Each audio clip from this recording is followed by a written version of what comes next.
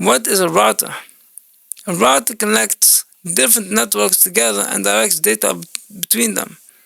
It uses IP addresses to determine where data should go, making it essential for communication between local networks and the internet. Routers act as gateways, allowing devices in your network to access external resources.